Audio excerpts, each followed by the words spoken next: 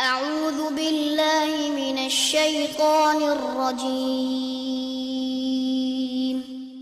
بسم الله الرحمن الرحيم الحمد للہ رب العالمین والصلاة والسلام علی نبینا محمد وعلی آلہ وصحبہ اجمعین اما بعد۔ ہم ہیں امام ابن تیمیہ رحمہ اللہ کے ساتھ امام ابن تیمیہ رحمہ اللہ کی مشہور و معروف کتاب العقیدۃ الواسطیہ کے ساتھ، ہم ہیں قرآن کریم کی ان آیات کے ساتھ جن میں اللہ رب العزت کی صفات کا تذکرہ ہوا ہے، اور آج ہم ہیں ان آیات کے ساتھ جن میں اللہ تعالیٰ کی معیت کا تذکرہ ہوا ہے۔ اس کا تذکرہ ہوا اللہ تعالیٰ کی معیت کا معنی کیا ہوتا ہے؟ اللہ کا ساتھ ہونا۔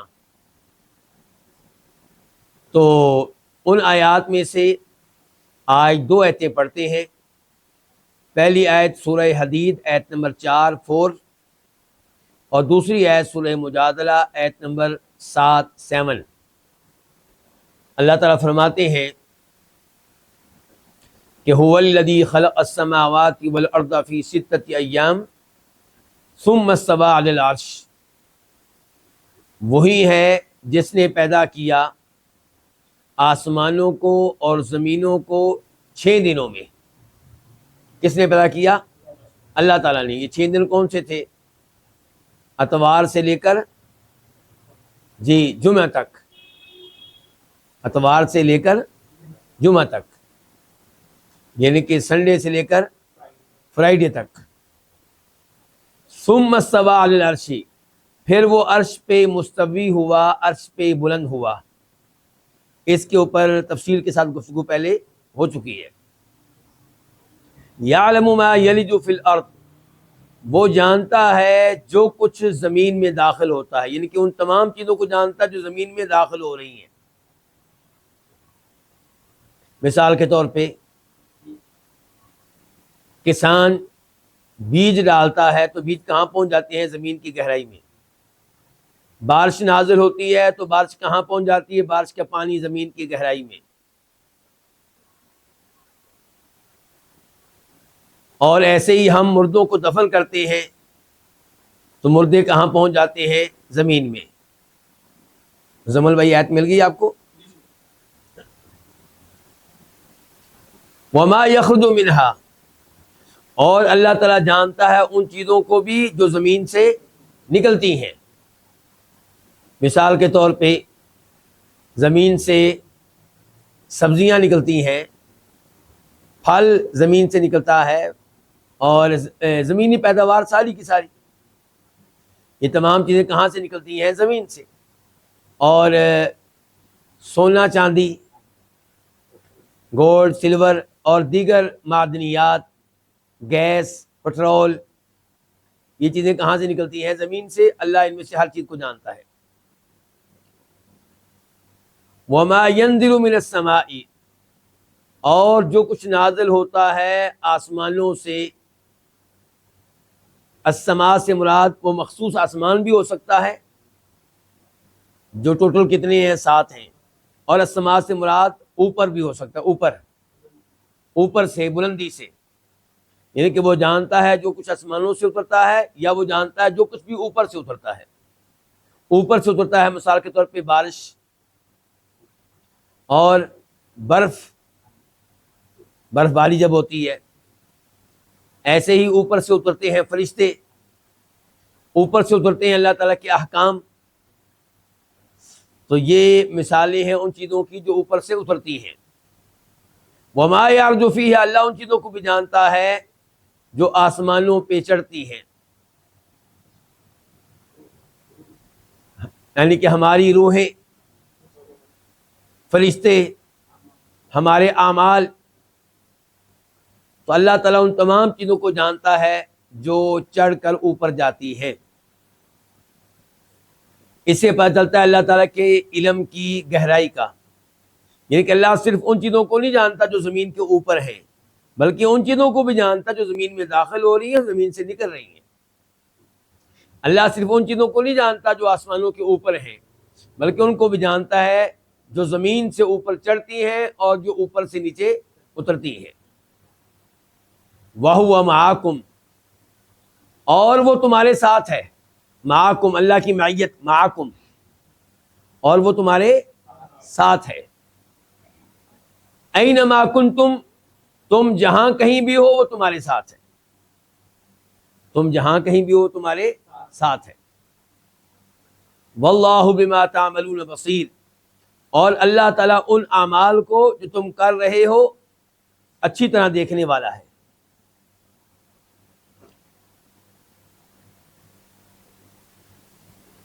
یہ آیت جو بھی ہم نے پڑھی ہے اس میں اللہ تعالیٰ کی معیت کا تذکرہ ہے، لیکن اللہ کی معیت کے تذکرے سے پہلے تذکرہ کس کا ہو رہا ہے؟ اللہ کے علم کا۔ کس کا؟ کس کا؟ اللہ کے علم کا۔ اور آخر میں تذکرہ ہو رہا ہے کہ اللہ تعالیٰ ان اعمال کو جو تم کر رہے ہو دیکھ رہا ہے۔ شروع میں تذکرہ کس کا تھا؟ کہ اللہ عرش کے اوپر مستوی ہے، عرش کے اوپر ہے، عرش کے بعد میں کہا گیا تمہارے ساتھ ہے، لیکن تمہارے ساتھ ہے یہ کہنے سے پہلے کہا گیا، بات کی گئی اللہ کے علم کے بارے میں، اور تمہارے ساتھ ہے کہنے کے بعد بات کی گئی اللہ تعالیٰ کے دیکھنے کے بارے میں، یعنی کہ اللہ عرش کے اوپر ہے پھر بھی تمہارے اعمال کو دیکھ رہا ہے۔ اللہ عرش کے اوپر ہے لیکن وہ جانتا ہے زمین میں داخل ہونے والی چیزوں کو اور زمین سے نکلنے والی چیزوں کو۔ اس کے بعد سورہ مجادلہ کی آیت نمبر 7 الم ترى، کیا آپ نے نہیں دیکھا، ان اللہ یعلم ما فی السماوات و ما فی الارض، کہ بے شک اللہ تعالیٰ علم رکھتا ہے ان تمام چیزوں کا جو آسمانوں پہ ہیں اور ان تمام چیزوں کا جو زمین پہ ہیں۔ زمین پہ کتنی چیزیں ہیں؟ بے شمار، لا تعداد۔ تو اللہ تعالیٰ ان تمام چیزوں کو جانتا ہے جو آسمانوں کے اوپر ہیں، اور ان تمام چیزوں کو جانتا ہے جو کہاں پہ ہیں؟ زمین پہ ہیں۔ تو یہاں پہ بھی شروع میں تذکرہ کس کا ہو رہا ہے؟ اللہ تعالیٰ کے علم کا۔ یہ بڑی اہم بات ہے، اس کو نوٹ کریں آپ۔ یہاں پہ بھی شروع میں تذکرہ کس کا ہو رہا ہے؟ اللہ تعالیٰ کے علم کا۔ اس کے بعد کہا ما یکون من نجوى ثلاثة الا هو رابعهم، نہیں ہوتی 3 لوگوں کی کسی قسم کی سرگوشی مگر اللہ تعالیٰ ان 3 میں چوتھا ہوتا ہے۔ یعنی کہ جب بھی 3 لوگ سرگوشیاں کرتے ہیں، دوسروں سے باتیں چھپا کر صرف آپس میں 3 آدمی گفتگو کر رہے ہوتے ہیں، تو وہ 3 نہیں ہوتے، ان کے ساتھ چوتھا کون ہوتا ہے؟ اللہ تعالیٰ ہوتا ہے۔ وَلَا خَمْسَةٍ إِلَّا هُوَ سَادِسُهُمْ، اور جہاں کہیں 5 آدمی سرگوشی کر رہے ہوں تو چھٹا کون ہوتا ہے؟ اللہ تعالیٰ ہوتا ہے۔ وَلَا أَدْنَىٰ مِنْ ذَلِكَ، اور نہ اس سے کم ہوتے ہیں۔ کس سے کم؟ 3 سے کم، 5 سے کم، یعنی کہ اگر ان سے کم ہوں گے تو تب بھی اللہ ساتھ ہی ہوگا۔ ولا اکثر، اور نہ اس سے زیادہ ہوں گے مگر اللہ ان کے ساتھ ہوگا۔ 10 ہے، 11واں اللہ ہے، 20 ہیں، 21واں اللہ ہے، 90 ہیں، 91 نمبر پہ کون ہے؟ اللہ تعالیٰ ہے۔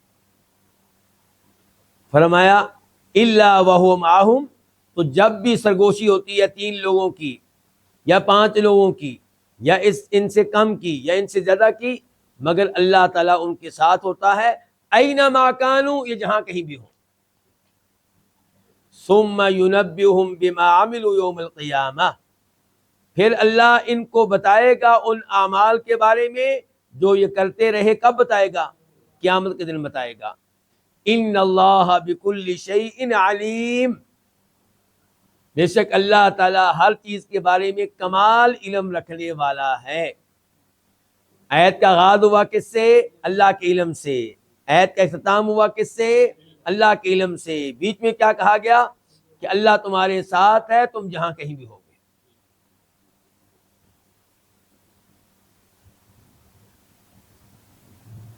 اب میں آپ کو لے کر چلوں گا کہاں بلا؟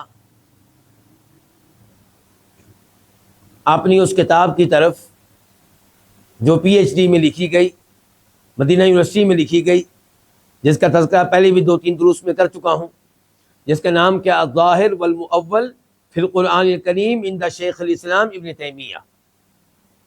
ہم جو آج کل کتاب پڑھ رہے ہیں کون سی ہے؟ العقیدہ الواسطیہ۔ کس کی ہے؟ امام ابن تیمیہ کی۔ اور پی ایچ ڈی میں جو کتاب لکھنے کا مجھے موقع ملا اس کا بھی تعلق کس سے ہے؟ امام ابن تیمیہ رحمہ اللہ سے۔ تو آئیے اب میں اس کتاب کی طرف چلتے ہیں۔ ان 2 آیتوں کے بارے میں مزید معلومات لینے کے لیے چلتے ہیں امام صاحب کی طرف، لیکن اس کتاب میں امام تیمیہ رحمہ اللہ فرماتے ہیں، مجموع الفتاوی جلد نمبر 5 صفحہ نمبر 103-104، والیوم نمبر 5 صفحہ نمبر 103 سے لے کر 104 تک، کہتے ہیں فلما قال، جب اللہ تعالی نے یہ کہا کہ یعلم ما یلج فی الارض وما یخرج منها، کہ وہ جانتا ہے ہر اس چیز کو جو زمین میں داخل ہوتی ہے اور ہر اس چیز کو جو زمین سے نکلتی ہے، آیت کے آخر تک، تو فرمایا پھر اللہ نے کہا وَهُوَ مَعَكُمْ أَيْنَمَا كُنْتُمْ، کہ وہ تمہارے ساتھ ہے تم جہاں کہیں بھی ہو۔ دل ظاہر الخطاب، تو اس آیت کا ظاہری معنی یہ بتا رہا ہے علی ان حکم هذه المعیت مقتضاها، کہ اس معیت کا حکم اور اس معیت کا تقاضا یہ ہے کہ انہ مطلع علیکم، یعنی کہ اللہ نے کہا نا میں تمہارے ساتھ ہوں، اور آپ کے ذہن میں یہ بات بھی ہو کہ شروع میں اللہ نے علم کا تذکرہ کیا ہے، تو کہتے ہیں اب نتیجہ یہ نکلے گا کہ وَهُوَ مَعَكُمْ أَيْنَمَا كُنْتُمْ کا ظاہری معنی یہ ہوگا، طویل نہیں بلکہ ظاہری حکم یہ ہوگا، تقاضا یہ ہوگا کہ انہ مطلع علیکم، اللہ تعالیٰ تمہارے اوپر مطلع ہے، شہید علیکم، تمہیں دیکھ رہا ہے، وہ مہیمن، تمہارے اوپر نگہبان ہے، عالم بکم، تمہارے بارے میں ہر قسم کا علم رکھنے والا ہے۔ وَهَذَا مَعْنَى قَوْلِ السَّلَف، اور یہ ہے سلف کے اس قول کا معنی مفہوم کہ انہ معہم بعلمہ، کہ بے شک اللہ لوگوں کے ساتھ ہے اپنے علم کے ساتھ۔ وَهَذَا ظَاهِرُ الْخِطَابِ وَحَقِيقَتُهُ، اور یہ اس آیت کا ظاہری معنی ہے اور حقیقی معنی ہے تعویل۔ لوگ پتہ ہی کیا کہتے ہیں، دھیان سے بات سنیں، جب ہم کہتے ہیں نا کہ اللہ تعالیٰ ہمارے ساتھ ہے علم کے لحاظ سے، لوگ کہتے ہیں تم تعویل کر رہے ہو، اللہ نے تو کہا تھا وَهُوَ مَعَكُمْ، وہ تمہارے ساتھ ہے، اللہ نے یہ نہیں کہا علم کے ساتھ، تم کہہ رہے ہو کہ اس کا مطلب یہ کہ اللہ علم کے ساتھ۔ تو ہم کہیں گے جناب آپ ان الفاظ کو سمجھیں اس جملے کے ساتھ جو اس سے پہلے ہے، اس جملے کے ساتھ جو اس کے بعد ہے۔ کسی بھی جملے کا معنی سمجھا جاتا ہے اس کے سیاق و سباق کے ساتھ، تو سیاق و سباق کو ساتھ رکھے تو ظاہری معنی، حقیقی معنی بغیر تعویل کے معنی کیا ہوگا کہ اللہ تمہارے ساتھ ہے اپنے علم کے اعتبار سے۔ وَكَذَلِكَ فِي قَوْلِهِ، کہتے ہیں یہی صورتحال ہے اللہ تعالیٰ کے اس فرمان میں کہ ما يَكُونُ مِن نَجْوَىٰ ثَلَاثَةٍ إِلَّا هُوَ رَابِعُهُمْ، سورہ مجادلہ، إِلَىٰ قَوْلِهِ وَمَعَهُمْ أَيْنَمَا كَانُوا، وہاں پہ بھی یہی مفہوم ہوگا۔ یہ تھا ابن تیمیہ رحمہ اللہ کا کلام۔ اچھا اب ہم دیکھتے ہیں کہ لوگوں کے ان 2 آیتوں کے تعلق سے کتنے اقوال ہیں، کتنے اقوال ہیں۔ پہلا قول کہ یہ 2 آیتیں ان کا وہی معنی لیا جائے گا جو ان کا ظاہری معنی ہے، جو معنی ان سے بظاہر معلوم ہو رہا ہے، اور وہ یہ ہے کہ اللہ تعالیٰ لوگوں کے ساتھ ہے حقیقتاً، اللہ لوگوں کے ساتھ ہے حقیقتاً، مجازی طور پہ نہیں بلکہ واقعی لوگوں کے ساتھ ہے۔ اس کے ساتھ ساتھ وہ اپنے عرش کے اوپر بلند ہے، اپنی مخلوق سے الگ ہے، اپنی مخلوق سے، یہ بڑے اہم الفاظ ہیں۔ صوفی لوگ کیا کہتے ہیں، اللہ تعالیٰ مخلوق کے اندر داخل ہو گیا، لوگوں کے دل کے اندر ہے، تو واضح کیا کیا جا رہا ہے کہ اللہ تعالیٰ مخلوق سے الگ ہے، اور یہ کہ یہ معیت جو ہے یہ عام معیت ہے۔ یہ کون سی معیت ہے؟ ایک خاص معیت بھی ہوتی ہے نا۔ جب اللہ نے کہا تھا لا تحزن ان اللہ معنا، کہ آپ غمگین نہ ہوں، جب اللہ کے نبی کہاں تھے؟ غار ثور میں، ابو بکر صدیق پریشان تھے، پریشان اپنے بارے میں نہیں تھے، کس کے بارے میں؟ اللہ کے نبی علیہ الصلوۃ والسلام کے بارے میں کہ دشمن کہیں ان کو نقصان نہ پہنچا دے، کو دشمن غار ثور کے دہانے پہ پہنچ چکا ہے۔ تو ابو بکر نے کہا رضی اللہ عنہ، قرآن نے ان کے الفاظ کو ان کے تذکرہ کیا، ان کے الفاظ قرآن کا حصہ بن گئے۔ اللہ کے نبی کے الفاظ جو انہوں نے ابو بکر صدیق سے کہے تھے وہ کیا بن گیا؟ قرآن کا حصہ، کہ لا تحزن، اے ابو بکر غم نہ کرو، ٹینشن نہ لو، پریشان نہیں ہونا، ان اللہ معنا، بے شک اللہ تعالیٰ ہمارے ساتھ ہے۔ ہاں جی بیٹا، یہ میت خاص ہے کہ عام ہے؟ کیسے پتہ چلا کہ آپ کو خاص ہے؟ کیونکہ ان الفاظ کا مطلب یہ ہے کہ اللہ ہمارے ساتھ ہے، مراد یہ ہے کہ جو کافر باہر کھڑے ہیں ان کے ساتھ نہیں ہے۔ بھی حوصلہ تو تبھی ملے گا نا۔ اللہ کے نبی علیہ السلام کہہ رہے ہیں کہ ابو بکر پریشان نہیں ہونا، اللہ ہمارے ساتھ ہے، جو باہر کافر کھڑے ہیں ان کے ساتھ نہیں ہے، تو پھر خاص میت ہوئی نا۔ جو ابو بکر کو حاصل ہے رضی اللہ عنہ، اللہ کے نبی کو حاصل ہے علیہ الصلوۃ والسلام، کفار کو حاصل نہیں ہے۔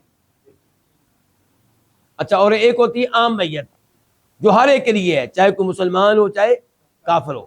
تو اللہ تعالیٰ ہر ایک کے ساتھ ہے، علم کے اعتبار سے، دیکھنے کے لحاظ سے ہر ایک کو دیکھ رہا ہے، سننے کے لحاظ سے ہر ایک کی بات کو سن رہا ہے، قدرت کے لحاظ سے ہر کوئی اللہ کے کنٹرول میں ہے، کوئی اللہ کی قدرت سے باہر نہیں ہے۔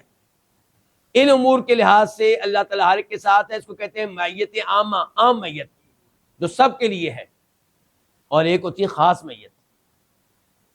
تو اللہ تعالیٰ ابو بکر صدیق کے ساتھ ہے رضی اللہ عنہ، اللہ کے نبی علیہ السلام کے ساتھ ہے، یعنی کہ اللہ کی مدد، اللہ کی تائید، اللہ کی نصرت ہمارے ساتھ ہے، ان کے ساتھ نہیں ہے۔ تو یہ کون سی میت ہوئی پھر؟ خاص۔ تو یہاں پہ جو میت ہے ان دو آیتوں میں وہ عام میت ہے، اور یہ کہ یہ میت عام میت ہے جو تقاضا کرتی ہے کہ اللہ تعالیٰ نے مکمل طور پہ لوگوں کا احاطہ کر رکھا ہے، اور یہ کہ اللہ تعالیٰ لوگوں کو مکمل طور پہ جاننے والا ہے، علم رکھنے والا ہے۔ اور یہ قول ہے اس امت کے سلف کا، اس امت کے ائمہ کرام کا۔ پہلا قول ان دو آیات کے تعلق سے کہ جس میت کا تذکرہ یہاں پہ آیا ہے وہ حقیقی میت ہے، لیکن ساتھ ساتھ ذہن میں رکھا جائے کہ اللہ تعالیٰ عرش کے اوپر ہے۔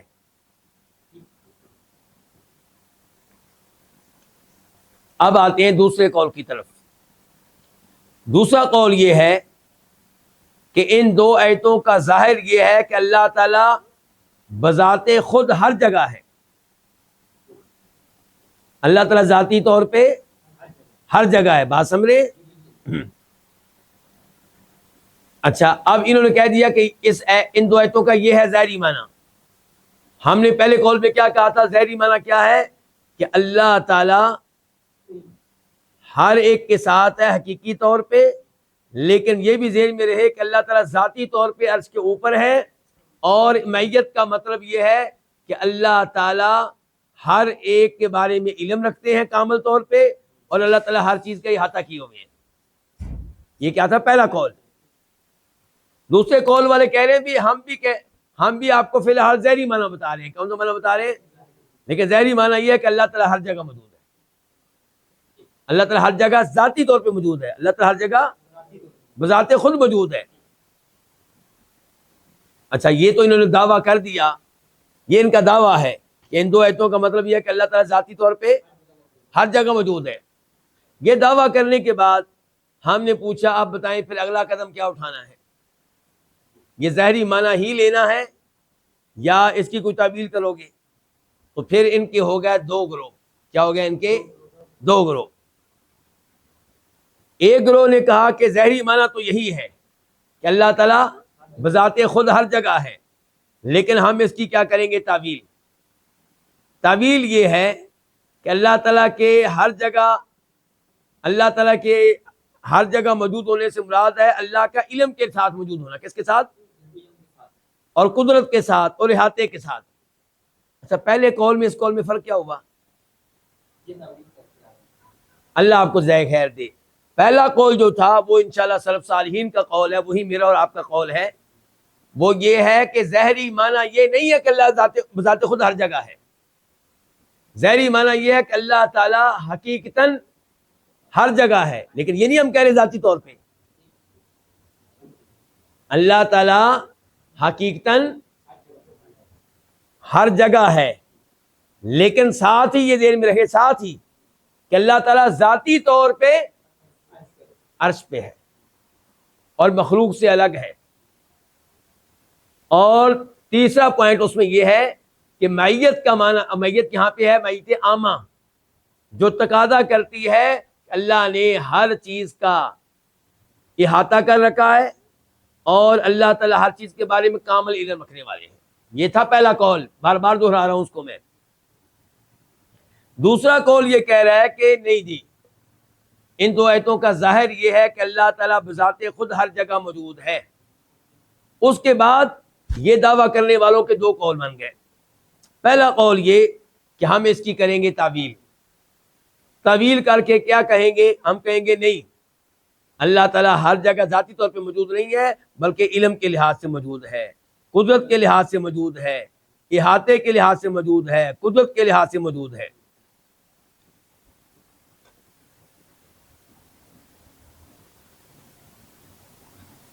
چنانچہ امام ابن عطیہ کہتے ہیں، یہ ایک مفسر گزرے ہیں، لیکن عقیدے کے لحاظ سے کون ہے؟ اشعری ہے۔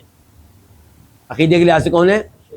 اشعری ہے۔ کہتے ہیں وَهُوَ مَعَكُمْ أَيْنَمَا كُنْتُمْ، اللہ تمہارے ساتھ ہے تم جہاں کہیں بھی ہو۔ اس کا معنی یہ ہے کہ بقدرتہ وعلمہ واحاطتہ، کہ اللہ تمہارے ساتھ ہے اپنی قدرت کے لحاظ سے، اپنے علم کے لحاظ سے اور احاطہ کرنے کے لحاظ سے۔ پھر کہتے ہیں وَهَذِهِ آیَةٌ أَجْمَعَتِ الْأُمَّةُ عَلَى هَذَا التَّأْوِيلِ فِيهَا، امت کا اجماع ہے کہ اس آیت کی یہ تعبیر کی جائے گی۔ وَأَنَّهَا مُخْرَجَةٌ عَنْ مَعْنَى لَفْظِهَا الْمَعْهُودِ، اور اس کو اس کے ظاہری معنی سے نکال لیا جائے گا۔ آگے چل کے کہتے ہیں فقط اجمعوا علی تعبیل هذه لبیان وجوب اخراج عن ظاہرها، تو امت کا اتفاق ہو گیا کہ اس آیت کی تعبیل کی جائے گی اور اس کا ظاہری معنی مراد نہیں لیا جائے گا۔ ظاہری معنی کیا تھا ان کے نزدیک؟ کہ اللہ ذاتی طور پہ ہر جگہ ہے۔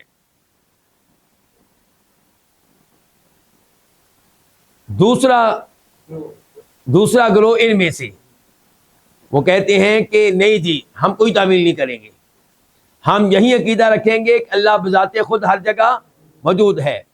اور یہ عقیدہ ہے، یہ قول ہے پرانے جہمیوں کا۔ کن کا؟ پرانے جہمیوں کا، جو یہ موقف رکھتے تھے کہ اللہ تعالیٰ ہر جگہ ہے اور انکار کرتے تھے اس بات کا کہ اللہ عرش کے اوپر ہے۔ جو بعد میں آنے والے جہمی ہیں، ان کا عقیدہ یہ ہے کہ اللہ تعالیٰ نہ اس جہان کے اندر ہے نہ اس جہان کے باہر ہے۔ عجیب و غریب عقیدہ ہے ان کا۔ اللہ تعالیٰ ہمیں ایسے عجیب و غریب عقائد سے محفوظ رکھے۔ اچھا، آپ کے سامنے ویسے یہ غلط عقائد کیوں رکھے جاتے ہیں؟ میں آپ کو پریشان کیوں کرتا ہوں یہ غلط عقائد آپ کے سامنے رکھ کے؟ تاکہ آپ خطرے سے بچ سکیں۔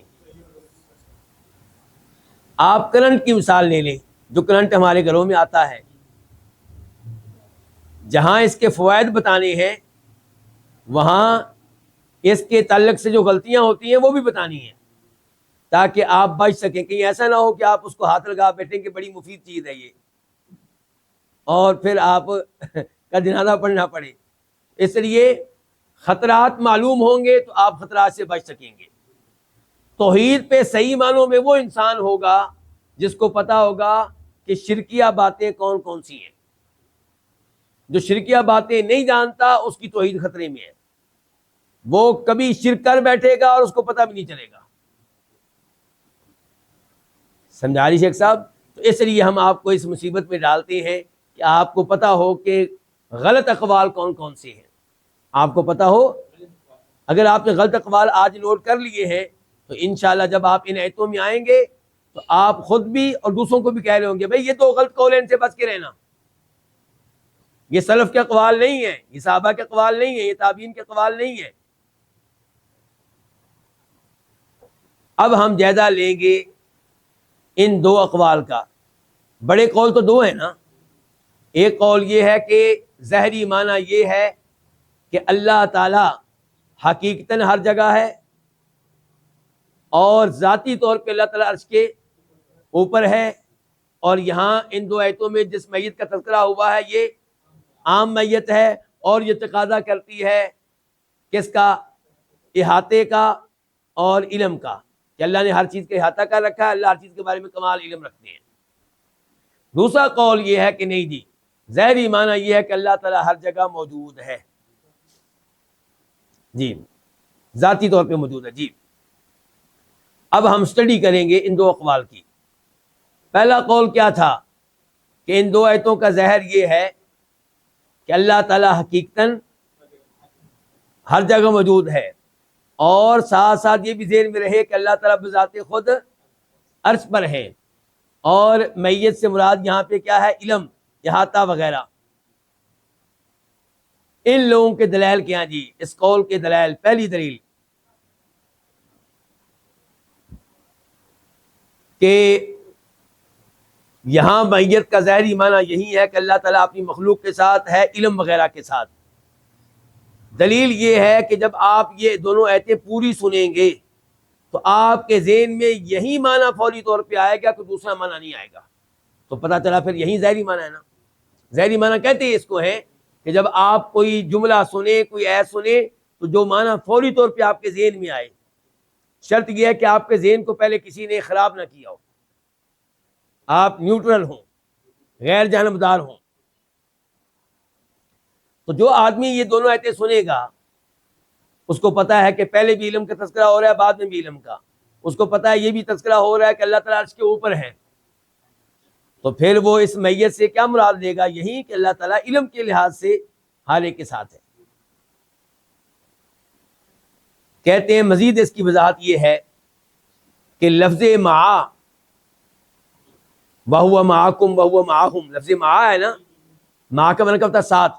تو لفظ معا جو ہے ظرف مکان ہے، یہ کیا ہے؟ ظرف مکان، جس کا معنی ہوتا ہے مصاحبت کا، مقارنت کا، موافقت کا، ایک چیز کا دوسری چیز کے ساتھ ہونا، ایک چیز کا دوسری چیز کے موافق ہونا۔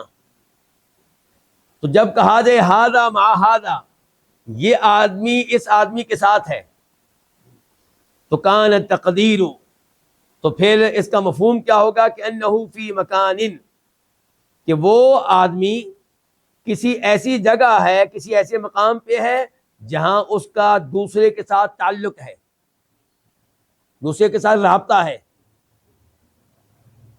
اس طرح کے دونوں جو ہیں ایک دوسرے کے ساتھی ہیں، ایک دوسرے کے موافق ہیں، ایک دوسرے سے اتفاق کرنے والے ہیں۔ پھر یہ ایک کا دوسرے کے ساتھ ہونا، یہ دیگر کئی امور پہ دلالت کرتا ہے۔ چنانچہ جب اللہ تعالیٰ کے بارے میں کہا جائے گا کہ انہ مع خلقہ، کہ وہ اپنی مخلوق کے ساتھ ہے، تو پھر اس کا لازمی نتیجہ یہ ہوگا کہ اللہ تعالیٰ مخلوق کے بارے میں علم رکھتا ہے، ان کے امور کی تدبیر کرتا ہے، ان پہ قدرت رکھتا ہے۔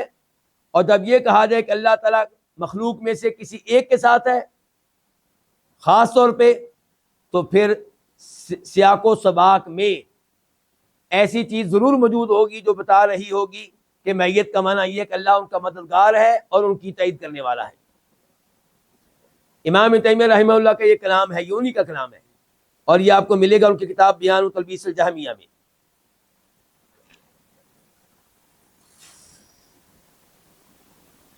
کہتے ہیں اس وضاحت کے بعد، یہ لغوی وضاحت تھی نا، لغت سے، کہتے ہیں اس وضاحت کے بعد جو آدمی کہے کہ ان دو آیتوں میں میت کا مطلب یہ ہے کہ اللہ تعالیٰ اپنی مخلوق کے ساتھ ذاتی طور پہ ہے، تو وہ عربی لغت کے اوپر جھوٹ باندھ رہا ہے اور قرآن کے اوپر بھی جھوٹ باندھ رہا ہے۔ نہ عربی لغت میں، نہ عربی لغت کا تقاضا یہ ہے کہ مع کا مطلب یہ ہوگا یا ان دو آیتوں میں، اور نہ قرآن میں لفظ مع کا یہ تقاضا ہے۔ یہ تھی پہلی دلیل۔ دوسری دلیل وہ یہ ہے، ابن تیمیہ نے ایک بہت اچھا اصول بیان کیا ہوا ہے۔ کیا بیان کیا ہوا ہے؟ اصول۔ کہتے ہیں کسی لفظ کا معنی اور کسی لفظ کا ظاہر یہ معلوم کرنا ہو تو طریقہ یہ ہے کہ آپ وہ جملے دیکھیں جہاں جہاں اس لفظ کو استعمال کیا گیا ہے، تو اس سے پتہ چلے گا کہ اس لفظ کا ظاہری معنی کیا ہے۔ کہتے ہیں اب یہ تو اصول میں نے آپ کو بتا دیا، اب آ جائیں لفظ مع کی طرف۔ یہ قرآن کریم میں استعمال ہوا ہے بہت سے مقامات پہ، اور تقاضا کرتا ہے وہاں پہ کس کا؟ مصاحبت کا۔ کس کا؟ صرف مصاحبت کا، ساتھ ہونے کا۔ لیکن جہاں جہاں پہ یہ آیا ہے وہاں پہ زیادہ تر مقامات پہ اس نے یہ تقاضا نہیں کیا کہ پہلا دوسرے کے اندر داخل ہو گیا ہے۔ یعنی کہ جب ہم کہتے ہیں کہ یہ اس کے ساتھ ہے، عربی میں کہتے ہیں ہادہ مع ہادہ، بولیے ہادہ مع ہادہ، یہ اس کے ساتھ ہے۔ تو یہ جہاں جہاں پہ مع اس انداز سے آیا ہے تو آپ کو عام طور پہ یہ معنی نہیں وہاں پہ معلوم ہوگا کہ یہ پہلا جو ہے دوسرے کے اندر داخل ہو گیا ہے یا پہلا دوسرے کے ساتھ مکس ہو گیا ہے، جڑ گیا ہے۔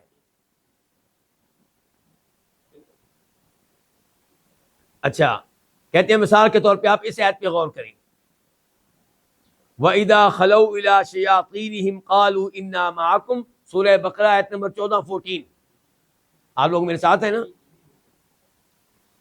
اس موضوع کو مشکل سمجھ کے چھوڑ نہیں دینا، اس موضوع کا تعلق ہے اللہ کی ذات کے ساتھ، دلچسپی لیں۔ آپ بڑے ذہین ہیں ماشاءاللہ، آپ سب بہت ذہین ہیں، آپ لوگوں نے بڑے بڑے اسکولوں میں اور کالجوں میں تعلیم لی ہے، بڑے بڑے نمبرز بھی لیے ہیں، اس لیے ماشاءاللہ آپ بہت ذہین ہیں۔ ایسا نہ ہو کہ آپ تنگ آ کے کہیں چلو جی یہ پتہ نہیں کیا باتیں ہو رہی ہیں، نہیں، بڑی زبردست باتیں ہو رہی ہیں۔ وہ علم آپ کو مل رہا ہے جو عام طور پہ دروس میں نہیں ملتا، کیونکہ ظاہر ہے وہاں پہ علماء کرام پبلک کا خیال رکھتے ہیں، اور میں آپ کو پبلک نہیں سمجھتا، میں آپ کو طالب علم سمجھتا ہوں، خود بھی طالب علم ہوں، اس لیے تھوڑی سی گہرائی میں ہم جا رہے ہیں۔ اچھا اب دیکھیں، وَإِذَا خَلَوْا إِلَىٰ شَيَاطِينِهِمْ، جب یہ منافق اپنے سرداروں کے ساتھ الگ تھلگ ہوتے ہیں تو قالوا، کہتے ہیں اِنَّا مَعَكُمْ، کہ بے شک ہم تمہارے ساتھ ہیں۔ مسلمانوں کو کیا کہا تھا کہ ہم مسلمان ہیں، مسلمانوں کو کہا تھا کہ ہم تمہارے ساتھ ہیں۔ اب آ کے کہہ رہے ہیں کن کو؟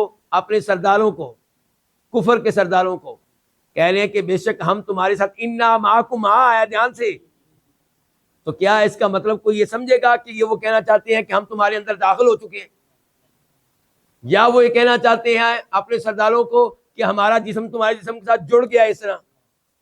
ہاں جی، ماں کا یہ معنی یہاں سے یہ معنی معلوم نہیں ہو رہا، کوئی بھی نہیں کہہ سکتا کہ یہ ظاہری معنی ہے۔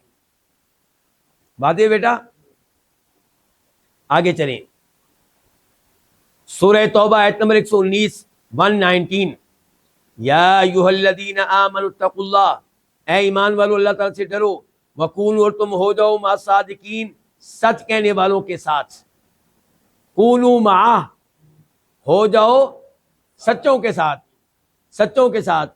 کیا مطلب اللہ تعالیٰ کہہ رہے ہیں کہ سچوں کے اندر داخل ہو جاؤ، یا اللہ تعالیٰ کہہ رہے ہیں جی اپنا جسم ان کے جسم کے ساتھ جوڑ دو؟ کیا مطلب ہے ان کا ساتھ دو، ان کا ساتھ دو؟ اچھا اب آگے آ جائیں، سورۃ الفتح آیت نمبر 29 محمد الرسول اللہ، محمد اللہ تعالیٰ کے کیا ہیں؟ رسول ہیں۔ والذین معہ، اور وہ لوگ جو آپ کے ساتھ ہیں، اشداء والکفار، کافروں کے لیے بڑے سخت ہیں، رحماء بینہم، آپس میں بڑے نرم دل ہیں، مہربان ہیں۔ وہ لوگ جو آپ کے ساتھ ہیں، اس سے کیا مراد ہے؟ نعوذ باللہ، نعوذ باللہ، جو آپ کے اندر داخل ہو چکے، یا آپ کے جسم کے ساتھ ان کا جسم جڑ چکا۔ مراد ہے آپ کے ساتھ ہیں، یعنی کہ جنہوں نے آپ کی تائید کی، آپ پہ ایمان لائے، آپ کی مدد کی، آپ کا ساتھ دیا۔ یہ اب یہ ساری گفتگو کرنے کے بعد کہتے ہیں وَإِذَا كَانَ اللَّفْظُ مَعَ، یہ الفاظ جو ہیں یعنی کہ کسی خاص عالم دین کے نہیں ہیں، یہ الفاظ میرے ہی ہیں، لیکن میں نے ظاہر علماء سے ہی اخذ کیے ہیں، رزلٹ نکالا ہے۔ تو یہاں پہ کہا جا رہا ہے کہ وَإِذَا كَانَ اللَّفْظُ مَعَ اِذَا اسْتُعْمِلَتْ فِي كَوْنِ الْمَخْلُوقِ مَعَ الْمَخْلُوقِ، جب لفظ مع کو استعمال کیا جائے اس معنی میں کہ مخلوق میں سے کوئی مخلوق میں سے کسی کے ساتھ ہے، جیسے پہلے ہم نے کہا تھا ہذا مع ہذا، تو اس کا مطلب یہ نہیں نکلتا کہ پہلا دوسرے کے اندر داخل ہو چکا ہے یا اس کے ساتھ خلط ملط ہو گیا ہے، جڑ گیا ہے، تو پھر اس لفظ معا کا اس معنی پہ اللہ کے حق میں دلالت نہ کرنا بدرجہ اولا ہوگا. کیونکہ جب اللہ تعالیٰ کہتا ہے میں مخلوق کے ساتھ ہوں تو وہاں پہ یہ معنی ہم نہیں لیں گے بدرجہ اولا. کون سا معنی؟ کہ اللہ تعالیٰ مخلوق کے اندر داخل ہو گیا نعوذ باللہ یا ان کے ساتھ جڑ گیا.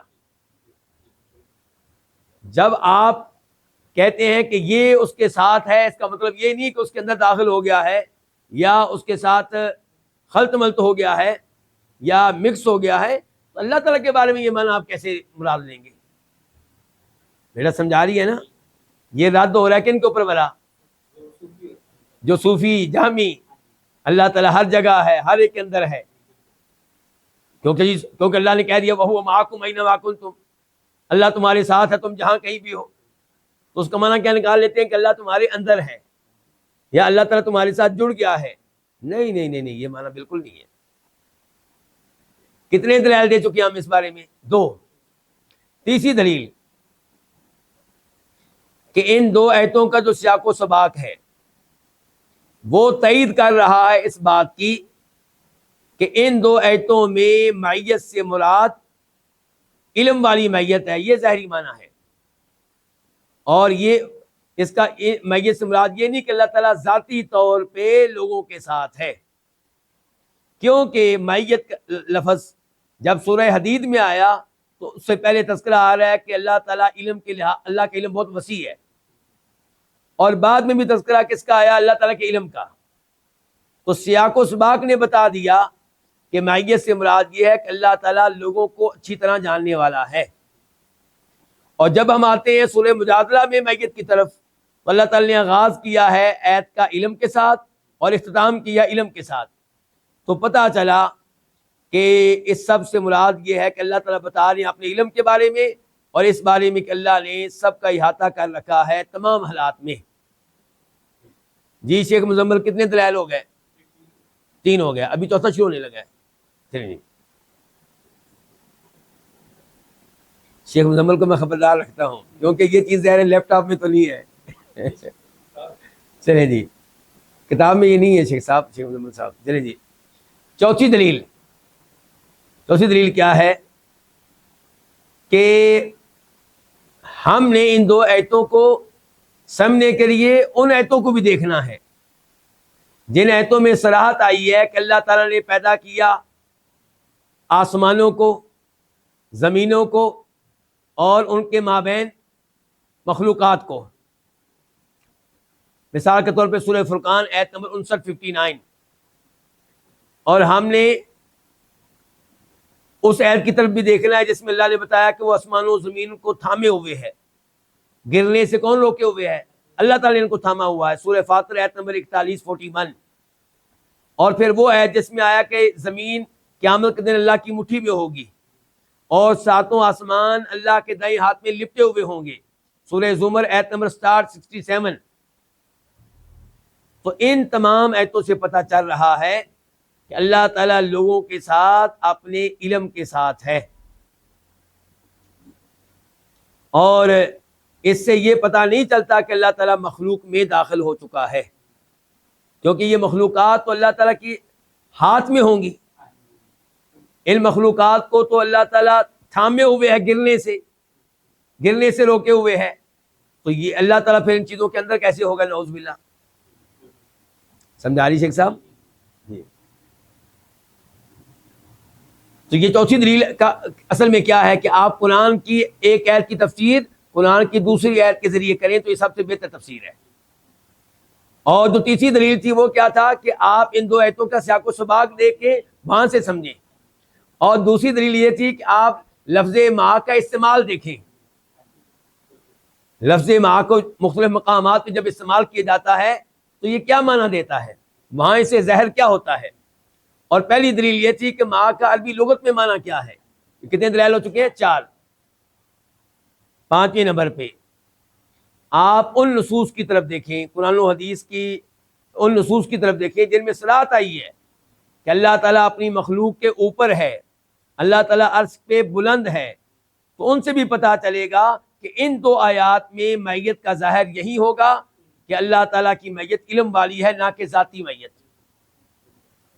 ان نصوص میں سے نمبر 1 سورہ طٰ آیت نمبر 5 الرحمن والعرش استویٰ، رحمان عرش کے اوپر مستوی ہے، بلند ہے۔ سورہ ملک آیت نمبر 16 آمنتم من فی السماء یخسف بکم الارض، کیا تم بے خوف ہو گئے ہو اس سے جو اوپر ہے، آسمانوں پہ ہے، بے خوف ہو گئے ہو کہ کہیں تمہیں زمین میں دنسا نہ دے؟ تو کیا پتہ چلا اللہ کہاں ہے؟ اوپر ہے۔ پھر سورہ ملک آیت نمبر 17 ام امنتم من فی السماء یرسل علیکم حاصبا، کیا تم اس سے بے خوف ہو گئے ہو جو اوپر ہے کہ کہیں تمہارے اوپر پتھروں والی آندھی نہ بھیج دے؟ تو یہ اور اس طرح کی آیات بتا رہی ہیں کہ اللہ تعالیٰ ذاتی طور پہ کہاں ہے۔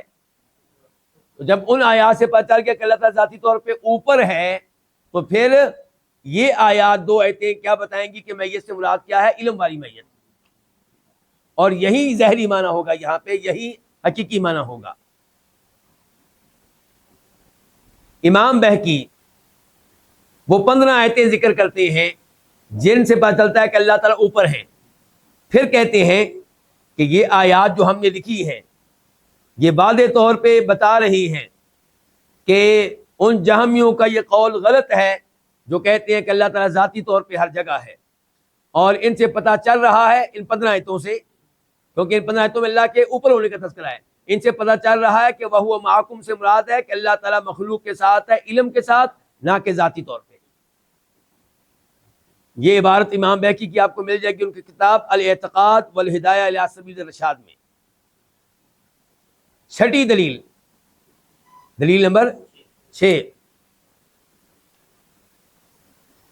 کہ سلف کی تفسیر اور سلف کا فہم، اس سے بھی پتہ چلتا ہے کہ ان 2 آیات میں اللہ کی میت سے مراد علم والی میت ہے، ذاتی میت نہیں ہے۔ چنانچہ عبداللہ ابن عباس کہتے ہیں وَهُوَ مَعَكُمْ أَيْنَمَا كُنْتُمْ، اللہ تمہارے ساتھ ہے تم جہاں کہیں بھی ہو۔ کہتے ہیں کہ هُوَ عَلَى الْعَرْشِ، اللہ تعالیٰ عرش پہ ہے، وَعِلْمُهُ مَعَهُمْ، اور اللہ کا علم لوگوں کے ساتھ ہے۔ یہ کن کی تفسیر ہے؟ سلف کی، عبداللہ ابن عباس کی، اور یہ تفسیر ابن ابی حاتم ہے۔ پھر آپ آ جائیں مقاتل بن حیان کی طرف جو فوت ہوئے 150 ہجری میں 150 میں، وہ کہتے ہیں وَهُوَ مَعَكُمْ أَيْنَمَا كُنْتُمْ، اللہ تمہارے ساتھ ہے جہاں کہیں بھی تم ہو۔ اس کی تفسیر کہتے ہیں یعنی بقدرتہ وسلطانہ وعلمہ معکم اینما کنتم، کہ اللہ تعالیٰ اپنی قدرت کے ساتھ، اپنی سلطنت کے ساتھ، اپنے علم کے ساتھ تمہارے ساتھ ہے تم جہاں کہیں بھی ہو۔ 7ویں دلیل نمبر 7 کہ صحابہ کرام اور تابعین میں سے سلف کا اجماع ہے۔ پہلے اجماع نہیں کہا تھا، پہلے کہا تھا ان کا فہم، اب کیا کہہ رہے ہیں؟ اجماع، کہ میت ان 2 آیتوں میں اس سے مراد علم والی میت ہے۔ چنانچہ ابن تیمیہ رحمہ اللہ کہتے ہیں وقد ثبت عن السلف، سلف سے یہ بات ثابت ہے کہ انہم قالوا، انہوں نے کہا کہ هو معهم بعلمہ، اللہ لوگوں کے ساتھ ہے اپنے علم کے ساتھ۔ وقد ذکر ابن عبد البر، امام ابن عبد البر نے بتایا، دیگر ائمہ نے بتایا ان ھذا اجماع من الصحابۃ والتابعین، یہ صحابہ کرام اور تابعین کا اجماع ہے۔ امام ابو عمر الطلمنکی کہتے ہیں کہ وَأَجْمَعَ الْمُسْلِمُونَ مِنْ أَهْلِ السُّنَّةِ، اہل سنت کا اجماع ہے کہ وَهُوَ مَعَكُمْ أَيْنَمَا كُنْتُمْ، یہ اس کا ان ذلک علمہ، اس سے مراد اللہ تعالیٰ کا علم ہے، وَأَنَّ اللَّهَ فَوْقَ السَّمَاوَاتِ بِذَاتِهِ، اور اللہ تعالیٰ ذاتی طور پہ آسمانوں کے اوپر ہے، مُسْتَوٍ عَلَىٰ عَرْشِهِ، اپنے عرش کے اوپر ہے، کیف شاء، جیسے وہ چاہتے ہیں ویسے ہیں۔ اب جی دلائل ان لوگوں کے جو کہتے ہیں کہ ان 2 آیتوں کا ظاہر یہ ہے کہ اللہ تعالیٰ ذاتی طور پہ ہر جگہ ہے۔ آپ لوگ میرے ساتھ ہی ہیں نا، تھک تو نہیں گئے؟ چلیں، ان کی پہلی دلیل کہتے ہیں یہ 2 آیتیں سننے کے بعد ہر ایک کے ذہن میں یہی معنی آئے گا کہ اللہ تعالیٰ ہر ایک کے ساتھ ذاتی طور پہ ہے۔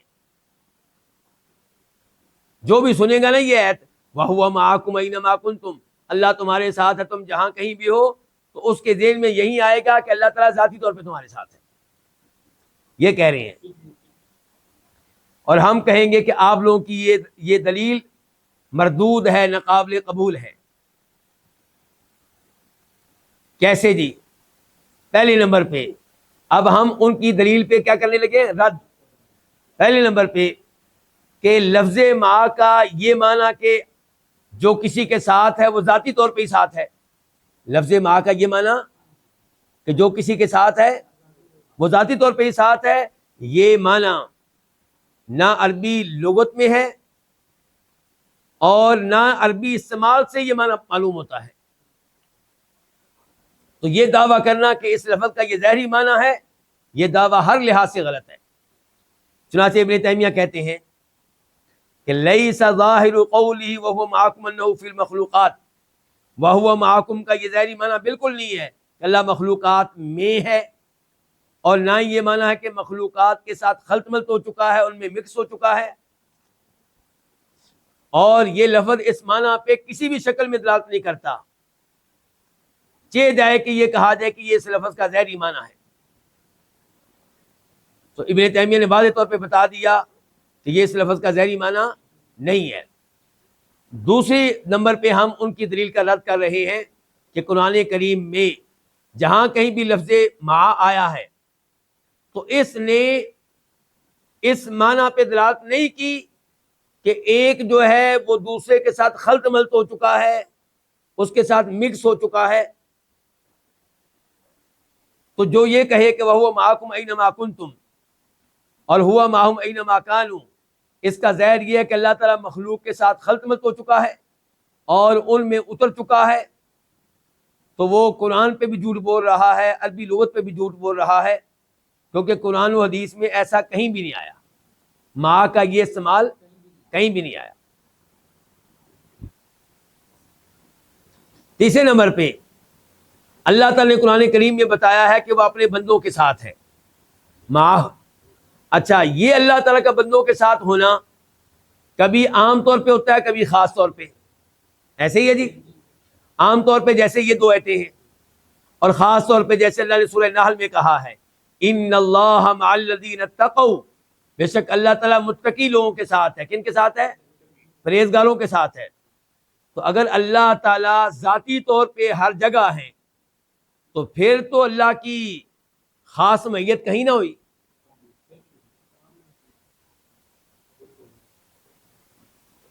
جب آپ کہیں گے اللہ تعالیٰ ذاتی طور پہ ہر جگہ ہے، ذاتی طور پہ مثال کے طور پہ وہی ابو بکر صدیق والا معاملہ لے لیا غار ثور میں. اللہ کے نبی علیہ السلام ان سے کہنے لا تحزن ان اللہ معنا، آپ غم نہ کریں اللہ تعالیٰ ہمارے ساتھ ہے، اور مراد اس سے ہے ذاتی طور پہ. تو پھر ابو بکر کہتے آگے سے اللہ کے رسول تو اللہ تعالیٰ ان کے ساتھ بھی تو ذاتی طور پہ ہی ہے.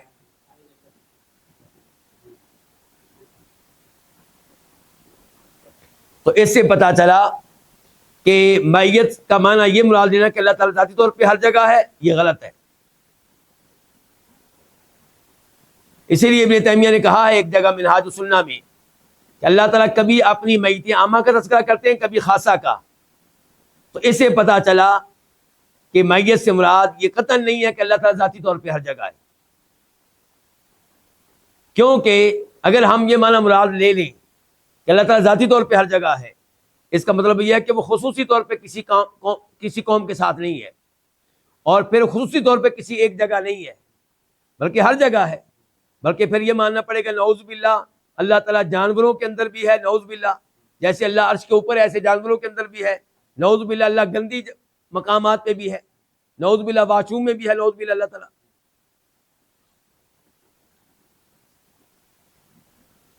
اچھا اب آخری دلیل ان لوگوں کی، دوسری اور آخری دلیل جو کیا کہتے ہیں، ان دو آیتوں کا ظاہری مطلب یہ ہے کہ اللہ تعالیٰ ذاتی طور پہ ہر جگہ ہے. کہتے ہیں سورہ نام کے اوپر غور کر لیں، آیت نمبر 3 وَهُوَ اللَّهُ فِي السَّمَاوَاتِ وَفِي الْأَرْضِ. ان کے نزدیک ترجمہ یہ ہوگا کہ اللہ تعالیٰ آسمانوں میں بھی ہے اور زمین میں بھی ہے. یہ ان کے نزدیک ہے، پریشان نہیں ہونا. اب آپ کو صحیح معنی بتائیں گے تو آپ مان لیں گے کہ واقعی صحیح معنی یہی ہے. وَهُوَ اللَّهُ، پہلی بات یہ کہ اگر مطلب یہ ہوتا نا کہ اللہ تعالیٰ ذاتی طور پہ آسمانوں پہ اور زمین پہ ہے تو پھر ہونا تھا وَهُوَ فِي السَّمَاوَاتِ. کیا ہونا تھا؟ درمیان میں لفظ اللہ نہیں ہونا تھا. پھر یہ ہونا تھا کہ وَهُوَ وہ ہے فِي السَّمَاوَاتِ، آسمانوں پہ بھی ذاتی طور پہ، اور فِي الْأَرْضِ زمین پہ بھی. لیکن اللہ تعالیٰ نے کہا وَهُوَ اللہ، اور لفظ اللہ کا معنی ہوتا ہے وہ جس کی عبادت کی جائے. لفظ اللہ کا معنی کیا ہوتا ہے؟ وہ جس کی معبود، یعنی کہ وہی ہے جس کی عبادت ہو رہی ہے آسمانوں پہ، اور وہی ہے جس کی عبادت ہو رہی ہے زمین پہ، یعنی کہ زمین والے بھی اس کی عبادت کر رہے ہیں، آسمان والے بھی اس کی عبادت کر رہے ہیں. دوسری آیت کی طرف آ جائیں، سورہ زخرف آیت نمبر 84 وَهُوَ الَّذِي فِي السَّمَاءِ إِلَٰهٌ وَفِي الْأَرْضِ إِلَٰهٌ. اس کا معنی بھی یہی ہے کہ وہی ہے جو آسمانوں میں معبود ہے، وہی ہے جو زمین میں معبود ہے، یعنی کہ آسمان والوں کا معبود بھی وہی. اس کا مطلب یہ نہیں کہ اللہ بذات خود آسمانوں پہ ہے، یعنی کہ آسمانوں کے اندر، اور بذات خود زمین کے اندر ہے، یہ معنی نہیں ہے اس کا. تو اب ان کے دونوں دلائل غلط ثابت ہو گئے. تو خلاصہ کلام اب یہ ہے کہ ان دو آیتوں کا ظاہری معنی یہی ہے کہ اللہ تعالیٰ ہر ایک کے ساتھ ہے حقیقی طور پہ، اور وہ حقیقت کیا ہے کہ اللہ تعالیٰ ہر ایک کے ساتھ ہے اپنے علم کے اعتبار سے، احاطے کے اعتبار سے. اچھا جی، اور یہ قول راجح ہے. اسباب ترجیح کیا ہے؟ کیونکہ ان دو آیتوں کا یہی ظاہری معنی ہے ہر اس آدمی کے ہاں جس کی عقل سلامت ہے، جس کی عقل کو لوگوں نے گندے عقیدے سے خراب نہیں کیا. نمبر 2، یہی پتہ چلتا ہے ان دونوں آیتوں کے سیاق و سباق سے.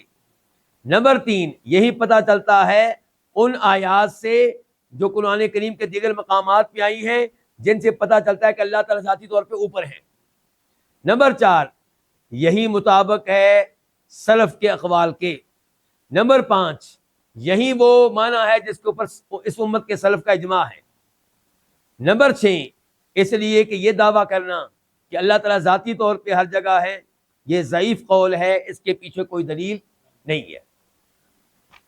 اب آخر میں ایک سوال پیدا ہوگا، جلدی سے وہ مسئلہ حل کرتے ہیں کہ تعویل کرنے والے تعویل کیوں کرتے ہیں؟ یعنی کہ کہتے ہیں کہ اللہ تعالیٰ ذاتی طور پہ ہر جگہ ہے، ٹھیک ہے، اس کو کہتے ہیں کہ یہ ظاہری معنی ہے، اور پھر اس کی تعویلیں بھی کرتے ہیں. تو اس کی وجہ کیا ہے؟ اس کا سبب کیا ہے؟ تعویل کیا کی تھی انہوں نے؟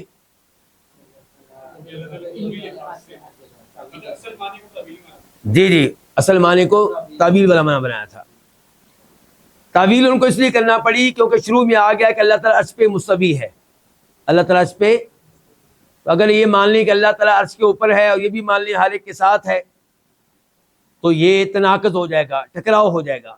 تو پھر ان کو ماننا پڑا کہ اللہ ذاتی طور پہ عرش کے اوپر ہے اور لوگوں کے ساتھ ہے اللہ تعالیٰ علم کے اعتبار سے. لیکن مسئلہ یہ ہے کہ وہ اس کو تعویل کہتے ہیں، ہم کہتے ہیں یہ تعویل نہیں ہے.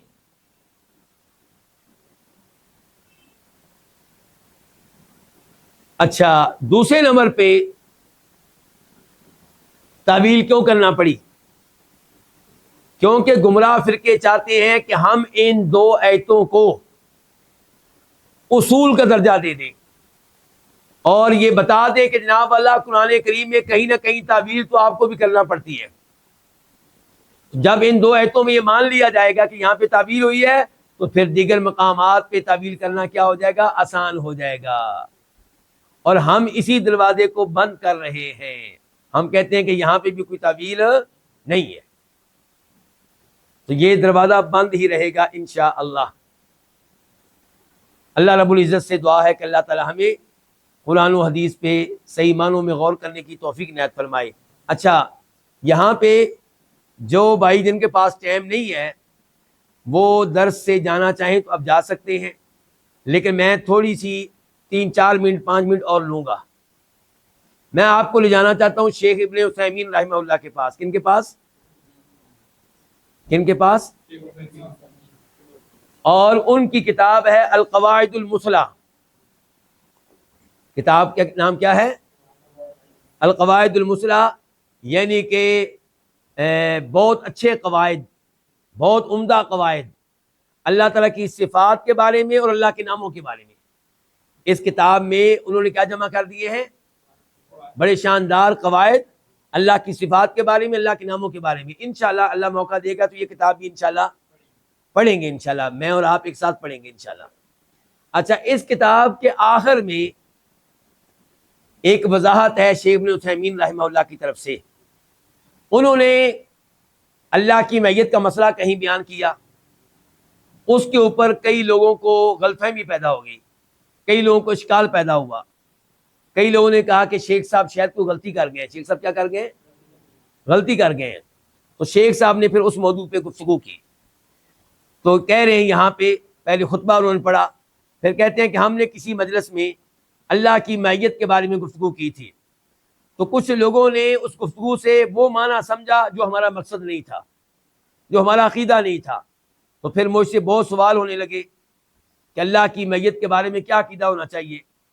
تو اس لیے تاکہ اللہ کی معیت کے بارے میں کوئی ایسا عقیدہ نہ اپنا لے جو اللہ کے شیان شان نہ ہو، اور تاکہ ہمارے اوپر کوئی ایسی تہمت نہ لگا دے اس جرم کی جو جرم ہم نے کیا نہیں ہے.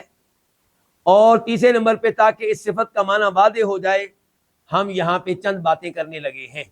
یہ کون کہہ رہے ہیں؟ شیخ ابن عثیمین. نمبر 1، اللہ تعالیٰ اپنی مخلوق کے ساتھ ہے.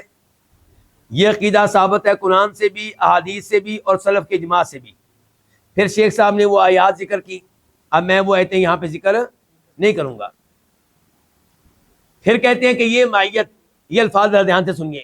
کہتے ہیں ہذہ المعیت حق علی حقیقتھا، یہ معیت حقیقی ہے، مجازی نہیں ہے.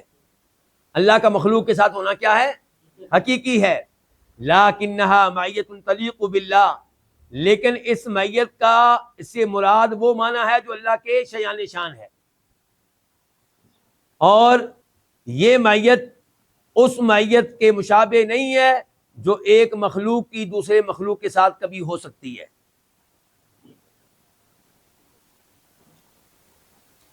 اچھا آگے چل کے میں اصل میں ان کی بس پوائنٹ بتا رہا ہوں آپ کو.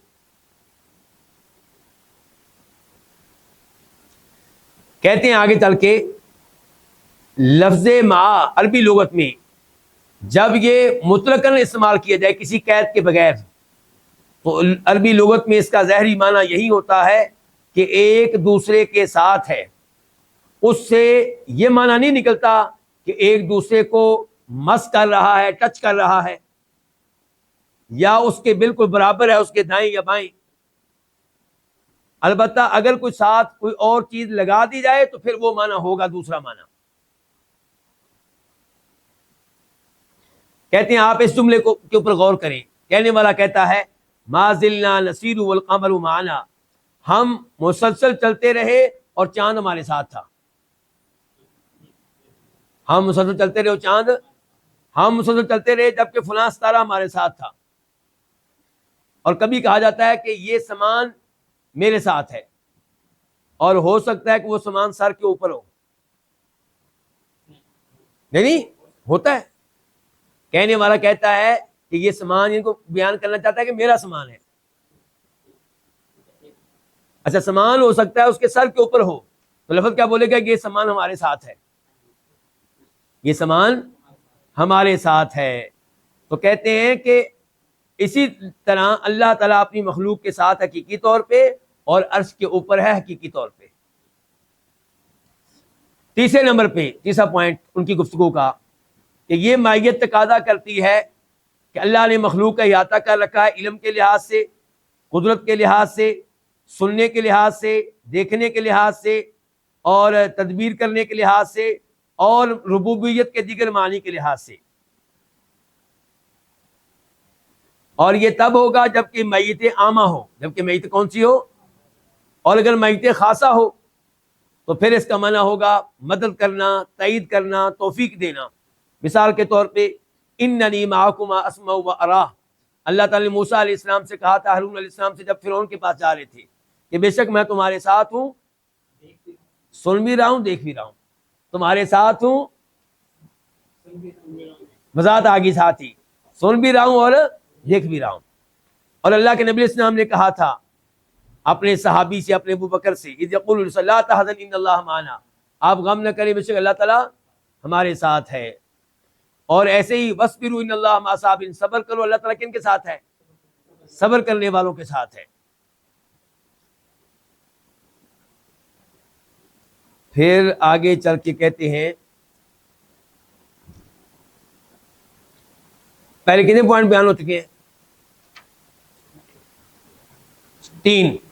چوتھے نمبر پہ کہتے ہیں یہ مائیت قطعاً یہ تقاضا نہیں کرتی کہ اللہ تعالیٰ مخلوق کے ساتھ جڑ گیا ہے یا مخلوق کے مقامات پہ اللہ تعالیٰ اترا ہوا ہے. ان معنی پہ یہ مائیت کبھی دلالت نہیں کرتی، اور یہ معنی کسی کے ذہن میں آیا تو یہ باطل ہے اور ناممکن ہے.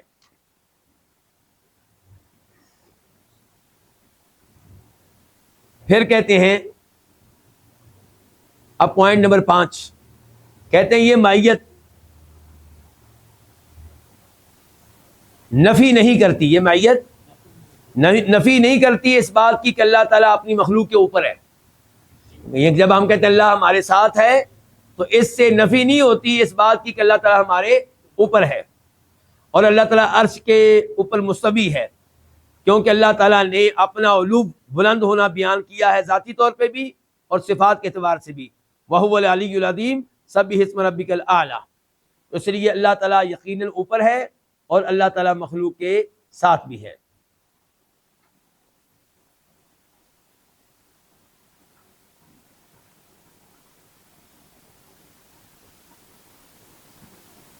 پھر کہتے ہیں وہ دلائل دینے کے بعد جن سے پتہ چلتا ہے کہ اللہ تعالیٰ اوپر ہیں، وہ دلائل دینے کے بعد کہتے ہیں کہ یہ علو جو ان آیات سے ثابت ہو رہا ہے یہ مائیت کی حقیقت سے کی نفی نہیں کرتا. جیسے مائیت اللہ تعالیٰ کے اوپر ہونے کی نفی نہیں کرتی، ایسی اللہ تعالیٰ کا اوپر ہونا مائیت کے حقیقت کی نفی نہیں کرتا. کیوں؟ کیونکہ اللہ تعالیٰ نے ان دونوں کا تذکرہ اپنی کتاب میں کیا ہے. اگر یہ دونوں چیزیں آپس میں ٹکراتی ہوتی تو اللہ تعالیٰ ان دونوں کا ایک ساتھ تذکرہ نہ کرتا. اور ویسے بھی مائیت ساتھ ہونا میت اور اوپر ہونا علوب، یہ دونوں چیزیں ممکن ہیں اللہ کی مخلوق کے حق میں. جیسا کہ ہم کہتے ہیں کہ ہم چلتے رہے اور چاند ہمارے ساتھ تھا. اچھا چاند اوپر بھی تھا اور ساتھ بھی تھا، ایسے ہی ہو گیا. تو جب یہ مخلوق کے حق میں تناقض نہیں ہے، اللہ کے حق میں کیسے ہوگا؟